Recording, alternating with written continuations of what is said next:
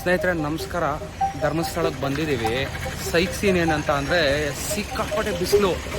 Almost 2.5 ಗಂಟೆ ಆಯಿತು ನಮಗೆ ದರ್ಶನ ಮುಗಿಯೋ ಅಷ್ಟೊತ್ತಿಗೆ. ನೋಡಿ ಹಿಂದ್ಗಡೆ ಧರ್ಮಸ್ಥಳದಲ್ಲೇ ಇದ್ದೀವಿ. ಆಮೇಲೆ ಇನ್ನೊಂದು ಇನ್ಫಾರ್ಮೇಷನ್ ನಾನು ನಿಮಗೆ ಆನ್ ದ ವೇ ಕೊಡ್ತೀನಿ, ಏನದು ಅಂತ. ನಮಸ್ಕಾರ ಸ್ನೇಹಿತರೆ. ಸೊ ದರ್ಶನ ಮಾಡಿಕೊಂಡು ಹೊರಗಡೆಗೆ ಬಂದ್ವಿ. ನಾನು ಮಂಜಾ ಹೋಗಿದ್ವಿ. ವಿಡಿಯೋ ನೋಡಿರ್ತೀರಾ ಸ್ನೇಹಿತರೆ, ಸಿಕ್ಕಾಪಟ್ಟೆ ರಶ್ ಇತ್ತು. ಏನು ಗುಡ್ ಫ್ರೈಡೇಗೋ ಏನಕ್ಕೋ ಗೊತ್ತಿಲ್ಲ. ಮಂಜಾ ಹೆಂಗಿತ್ತು ದರ್ಶನ? ಸೂಪರ್ ಅಂತ ಇವನ್ಗೆ. ಎಷ್ಟೊತ್ತು ಸ್ನೇಹಿತರೆ, 2.5 ಅವರ್ ಆಯಿತು ಒಳಗಡೆ ಹೋಗ್ಬಿಟ್ಟು ಆಚೆ ಬರೋ ಅಷ್ಟೊತ್ತಿಗೆ. ನೋಡಿ ಗೌರ್ಮೆಂಟ್ ಹಾಲಿಡೇ ದಿನ ದರ್ಶನಕ್ಕೆ ಬರಬಾರ್ದು. ಇವಾಗ ನಾನು ಜಾಕೆಟ್ ಕೂಡ ಹಾಕ್ಕೊಂತಿಲ್ಲ, ಜಾಕೆಟ್ ಹಿಂದೆಗಡೆ ತಗಲಾಕ್ಬಿಟ್ಟಿದ್ದೀನಿ. ಸೊ ಇವಾಗ ಇಲ್ಲಿಂದ ಒಂದು 100 ಕಿಲೋಮೀಟರ್ ಇದೆ ಸ್ನೇಹಿತರೆ. ಇನ್ನೊಂದೇನು ಗೊತ್ತಾ, ಆ ದೇವಸ್ಥಾನದ ಮಹತ್ವ ಇನ್ನೊಂದು ಹೇಳ್ತೀನಿ ಕೇಳಿ. ಒಳಗಡೆ ಹೋಗ್ಬೇಕಾದ್ರೆ ಶರ್ಟ್ ಬಿಚ್ಚಾಕ್ಬೇಕಾಗತ್ತೆ. ಸೊ ಹುಡುಗರೆಲ್ಲರೂ ಅಂದರೆ ಹುಡುಗರು, ವಯಸ್ಸಾದವರು, ಎಂಗೇಜಲ್ಲಿರೋರು ಎಲ್ಲರೂ ಶರ್ಟ್ ಬಿಚ್ಚಬೇಕು.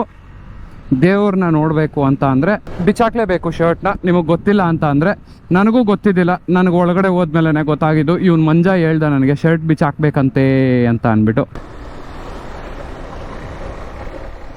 ಇವಡು ಫಸ್ಟ್ ಗೊಮ್ಮಟೇಶ್ವರ దగ్గరికి ತಾನೆ, గొమ్మటేశ్వర అని టైప్ చేయి సర్చ్లా.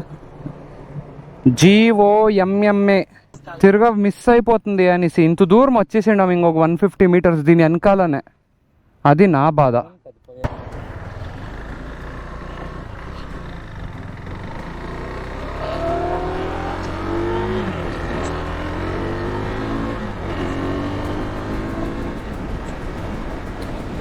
ಈಗ ಗೊಮ್ಮಟೇಶ್ವರನ ನೋಡಕ್ಕೆ ಹೋಗ್ತಿದ್ದೀವಿ.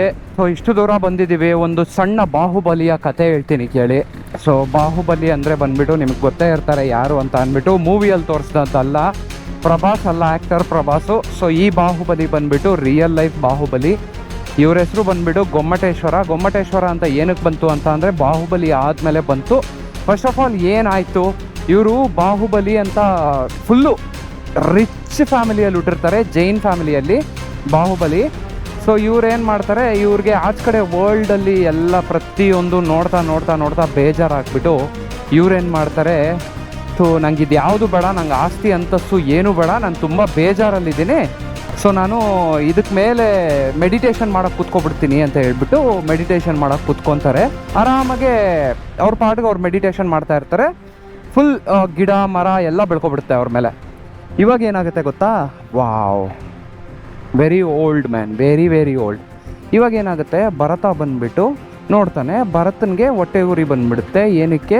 ಬಿಕಾಸ್ ಗೊಮ್ಮಟೇಶ್ವರಗೆ ಅಂದರೆ ಬಾಹುಬಲಿಗೆ ಸಿಕ್ಕಾಪಟ್ಟೆ ಸ್ಪಿರಿಚುವಲ್ ಎನರ್ಜಿನಂತೆ. ನೋಡಿ ಇದೆ ಆ ಸ್ಟ್ಯಾಚು. ಮೆಡಿಟೇಷನ್ ಮಾಡ್ತಿರ್ತಾರಲ್ಲ, ಆವಾಗ ಅವ್ರ ಅಣ್ಣ, ದೊಡ್ಡಣ್ಣ ಬಂದ್ಬಿಟ್ಟು ಭರತ ಇದನ್ನೇನಾದರೂ ಮಾಡಿ ಕೆಡಿಸ್ಬೇಕು ಅಂತ ಅಂದ್ಬಿಟ್ಟು ಬಾಹುಬಲಿ ಹತ್ರ ಬಂದ್ಬಿಟ್ಟು ಫೈಟ್ಗೆ ಚಾಲೆಂಜ್ ಮಾಡ್ತಾರಂತೆ. ಸೊ ಫೈಟ್ಗೆ ಚಾಲೆಂಜ್ ಮಾಡಿದಾಗ ಬಾಹುಬಲಿ ಒಪ್ಕೊಳೋದಿಲ್ಲ. ಬಾಹುಬಲಿ ಡಿನೈ ಮಾಡ್ತಾರೆ.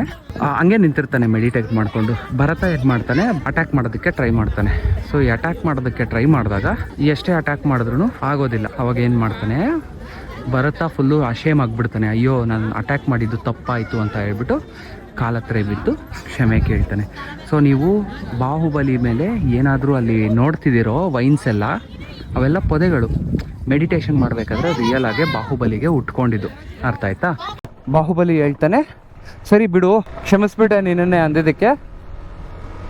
ಅವತ್ತು ಆ ಸ್ಪಿರಿಚುವಲ್ ಎನರ್ಜಿನ ಮತ್ತು ಸ್ಪಿರಿಚುವಲ್ ಪವರ್ನ ನೋಡಿ ಜನರು 10ನೇ ಶತಮಾನ ಅಂದರೆ 10th ಸೆಂಚುರಿಯಲ್ಲಿ ಅಮಿನೋ ಡಾಮಿನಿ ಅಂತ ಕರೀತಾರೆ, AD 10th ADಯಲ್ಲಿ ಇವ್ರೇನು ಮಾಡ್ತಾರೆ, ಅವ್ರಿಗೋಸ್ಕರ ಒಂದು ಸ್ಟ್ಯಾಚುನ ನಿರ್ಮಾಣಿಸ್ತಾರೆ. ಸೊ ಅದೇ ಸ್ಟ್ಯಾಚುನೇ ಇದು.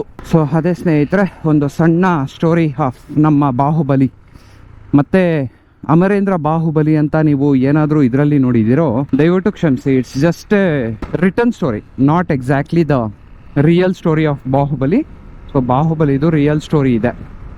ಅರ್ಥ ಆಯ್ತಲ್ಲ? ನೆಕ್ಸ್ಟು ಇವಾಗ ಲಂಚ್ಗೆ ಹೋಗ್ಬೇಕು ಸ್ನೇಹಿತರೆ. ಆಲ್ರೆಡಿ 4:15 ಬೇರೆ ಆಗ್ಬಿಟ್ಟಿದೆ. ಪಾಪ ಎಲ್ಲರೂ ಹೊಟ್ಟೆ ಹಸ್ಕೊಂಡು ನಿದ್ದೆ ಇಲ್ದಿರ ಇದು ಮಾಡ್ತಿದ್ದಾರೆ. ಧರ್ಮಸ್ಥಳದಲ್ಲಿ ನಿಜ ಹೇಳ್ತೀನಿ, ಎಷ್ಟು ರಶ್ ಇತ್ತು ಅಂತ ಅಂದರೆ ಇವತ್ತು ಬರೋದಕ್ಕೆ ತುಂಬ ತಪ್ಪು ಮಾಡಿದ್ವಿ. ತುಂಬ ತಪ್ಪು ಮಾಡಿ ನಾವು ಇವತ್ತು ಬಂದಿದ್ದು. ಬಟ್ ಪರವಾಗಿಲ್ಲ, ನಮಗೆ ಒಳ್ಳೆ ದರ್ಶನನೇ ಸಿಕ್ತು ಇಷ್ಟು ರಶಲ್ಲಿ ಕೂಡ.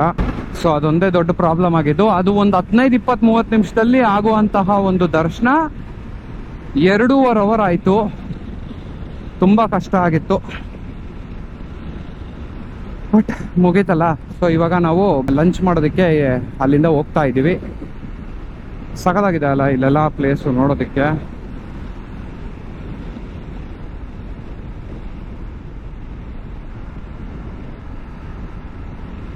ಬಾಡಿ ಎಲ್ಲ ಫುಲ್ ಪೇನ್ ಬಂದ್ಬಿಟ್ಟಿದೆ. ಪ್ಲಸ್ ಇದಕ್ಕಿಂತ ಇದು ಇನ್ನೂ ಒಂದು ಏನು ಗೊತ್ತಾ, ನಮ್ಮ ಹೋಟ್ಲಿಗೆ ಇನ್ನೂ 100 ಕಿಲೋಮೀಟ್ರ್ ಹೋಗ್ಬೇಕು ಸ್ನೇಹಿತರೆ. ಏನು ಹೇಳಿ, 100 ಕಿಲೋಮೀಟ್ರ್ ಹೋಗೋ ಅಷ್ಟೊತ್ತಿಗೆ ಸಾವು ಕಾಣಿಸ್ಬಿಟ್ಟಿರುತ್ತೆ. ಪಾಪ ಅವರಿಬ್ರು ಫುಲ್ ಟಯರ್ಡ್ ಆಗ್ಬಿಡವ್ರೆ. ಅಂದರೆ ಮುಂದೆ ಹೋಗ್ಬಿಟ್ಟು ಅಲ್ಲೆಲ್ಲಾದ್ರೂ ಊಟ ಮಾಡಿದ್ರೆ ಸೆಟ್ ಆಗುತ್ತೆ. ಯಾಕಂದರೆ ಊಟ ಇಲ್ದಿರ ಇರೋದು ಒಂದೇ ಒಂದು ಮೇನ್ ಇಶ್ಯೂ ಆಗಿರೋದ್ರಿಂದ ಊಟ ಒಂದು ಹೊಟ್ಟೆಗೆ ಬಿದ್ದರೆ ಮುಗೀತು. ಐ ಹೋಪ್ ನಿಮಗೆ ವಿಡಿಯೋಸ್ ಎಲ್ಲ ಇಷ್ಟ ಆಯಿತು ಅಂತ. ಒಂದು ವೇಳೆ ಇಷ್ಟ ಆಗಿದ್ರೆ ಡೆಫಿನೆಟ್ ಆಗಿ ಲೈಕ್ ಆ್ಯಂಡ್ ಸಬ್ಸ್ಕ್ರೈಬ್ ಮಾಡಿ. Thank you so much. Shrirama Kshetra, oh my god, ಸರಿಯಾಗಿ ಕಟ್ಟಿದಾರಲ್ಲ. ಅಲ್ಲಿ ಹಿಂದೆಗಡೆ ಇರೋದು ತುಂಬ ಹಳೆ ದೇವಸ್ಥಾನ. ಅದು ಅದ್ರ ಪ್ರಕಾರ ಇವರು ಇನ್ನೂ ಒಂದು ಕಟ್ಟಿರೋದು ಕೆಳಗಡೆ.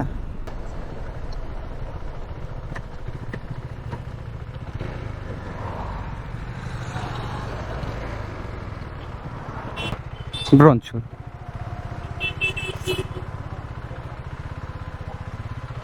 A few inches later.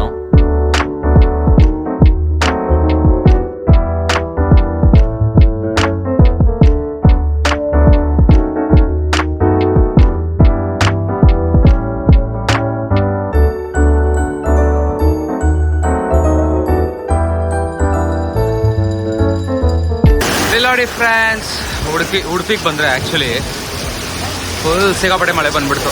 ಅದು ಟೈಮಿಂಗ್ ಹೆಂಗಿದೆ ಅಂತ ಅಂದರೆ, ಬೆಂಗಳೂರಿಂದ ಓಡಿಸ್ಕೊಂಬಂದು ಧರ್ಮಸ್ಥಳದಲ್ಲಿ ನಾವು ಇದು ಮಾಡಿ ದರ್ಶನ ಮಾಡಿಕೊಂಡು ಗೊಮ್ಮಟೇಶ್ವರಗೆ ಹೋಗಿ ಅಲ್ಲಿ ದರ್ಶನ ಮಾಡಿಕೊಂಡು ತಿನ್ನೋಣ ಅಂತ ಬಂದು ಗಾಡಿಗಳನ್ನ ಅಲ್ಲಿ ನಿಲ್ಲಿಸಿದ್ವಿ.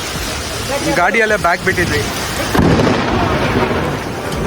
ಕೇಳಿಸ್ಕೊಂಡ್ರಲ್ಲ ಯಾವ ಪಾಟಿಗೆ ಮಳೆ ಹೊಡಿತಿದೆ ಅಂತ ಅಂದ್ಬಿಟ್ಟು. ಸಡನ್ನಾಗಿ ಅದೂ ಕ್ಲೈಮೇಟ್ ಹೆಂಗೆ ಚೇಂಜ್ ಆಯಿತು ಅಂತ ಅಂದರೆ, ಬಿಸಿಲಿಂದ ಸಡನ್ನಾಗಿ ಮಳೆ ರಫ್ ಅಂತ ಬಂತು. ಯಾವಪ್ಪ ಒಳ್ಳೇದಾಯಿತು ಆ್ಯಕ್ಚುಲಿ. ಸಿಡಿಲ್ ಕೇಳಿಸ್ಕೊಂಡ್ರಲ್ಲ ಈಗ ತಾನೆ, ಇನ್ನೂ ಒಂದು ಸರಿ ಹೊಡಿಯುತ್ತೆ ನೋಡಿ ಜೋರಿಗೆ.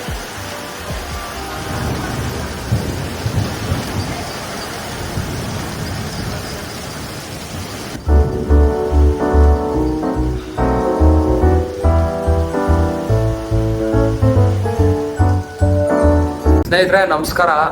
ಕೊನೆಗೂ ನಾವು ಎಲ್ಲಿ ಬುಕ್ ಮಾಡಿದ್ವೋ ಅದನ್ನ ಬಿಟ್ಟು ಬೇರೆ ಕಡೆಗೆ ಬಂದಿದ್ದೀವಿ. ಅಂದ್ರೆ ಬೇರೆ ಕಡೆ ರೂಮ್ ಮಾಡ್ಕೊಂಡಿದೀವಿ.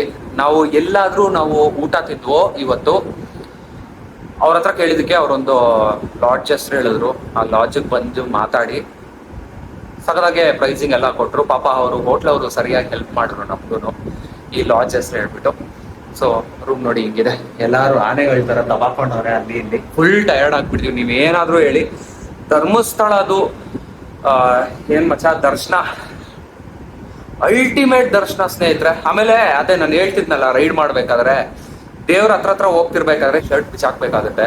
200 ರೂಪಾಯಿ ಎಂಟ್ರಿ ಟಿಕೆಟ್ ಏನಾದ್ರೂ ಇದೆ. ದೇವರಾಣೆ ಫ್ರೀ ದರ್ಶನನೇ ಬೆಸ್ಟ್ ಅಂತ ಅನ್ನಿಸ್ಬಿಡ್ತು. ಎರಡೂ ಒಂದೇ ಆಕ್ಚುಲಿ. ಬಟ್ ಏನಂದ್ರೆ ಒಂದ್ ಸ್ವಲ್ಪ ಬೇಗ ಹೋದ್ವಿ ನಾವು. ರಾಂಗ್ ಟೈಮಿಂಗ್ ಅಲ್ಲಿ ಹೋದ್ವಿ. ಏನಕ್ಕೆ ರಾಂಗ್ ಟೈಮಿಂಗು ಅಂತ ಕೇಳ್ಬೋದು ನೀವು. ನಾನು ಲಂಚ್ ಟೈಮ್ಗೆ ಹೋಗಿದ್ದಲ್ಲ, ನಾವು 1 ಗಂಟೆಗೆ ಹಂಗೆ ಹೋಗಿದ್ದಕ್ಕೆ ನಾವು 3:30-4 ಗಂಟೆ ಆಯ್ತು ಆಚೆ ಬರೋ ಅಷ್ಟೊತ್ತಿಗೆ. ಆಚೆ ಬಂದು ಹಂಗೆ ಬೇಜಾರಲ್ಲಿ ಮುಂದಕ್ಕೆ 7 ಕಿಲೋಮೀಟರ್ ಮುಂದಕ್ಕೆ ಬಂದ್ವಿ ಧರ್ಮಸ್ಥಳ ಹತ್ರ ಇಂದ. ಅಲ್ಲಿಂದ ಬಂದಿದ ತಕ್ಷಣ ನಮ್ಗೆ ಅದೇ ಲಂಚ್ ಸಿಕ್ತು. ಅಲ್ಲಿ ಲಂಚ್ ಮಾಡಿ ಅವ್ರ ಹತ್ರ ಕೇಳಿದಕ್ಕೆ ಅವ್ರು ಒಂದು ಒಳ್ಳೆ ರೂಮ್ ಕೊಟ್ರು with AC. Thanks to Masala Mandi. ಹಾ, so thank you so much. ಈ ವ್ಲಾಗ್ನ ಇಲ್ಲಿಗೆ ಎಂಡ್ ಮಾಡ್ತಾ ಇದ್ದೀನಿ. ಸೊ ನೆಕ್ಸ್ಟ್ ನಾಳೆ ಬಂದ್ಬಿಟ್ಟು ನಾವು ಹೋಗ್ತಿರೋದು ಇನ್ನೊಂದು ಪ್ಲೇಸ್ಗೆ. ಸೊ ನಾವು ಇವತ್ತೇ ಆ ಪ್ಲೇಸ್ಗೆ ಹೋಗ್ಬಿಟ್ಟು ಅಲ್ಲೇ ಉಳ್ಕೊಬೇಕು ಅಂತ ಇದ್ವಿ. ಬಟ್ ಲಿಟ್ರಲಿ ಟಯರ್ಡ್ ಆಗ್ಬಿಟ್ಟಿದೀವಿ ಎಲ್ಲ ಮುಗಿಸ್ಕೊಂಡು ಇಷ್ಟೊತ್ತಿಗೆ ಬರೋ ಅಷ್ಟೊತ್ತಿಗೆ. ಇನ್ನೇನಿಲ್ಲ, ನಾಳೆ ಬೆಳಗ್ಗೆ ಎದ್ಬಿಟ್ಟು ಹೋಗೋದೆ. ಸೊ ನಾಳೆ ಬೆಳಗ್ಗೆ ಸಿಗುವ. Until then take care, have a nice day and bye by.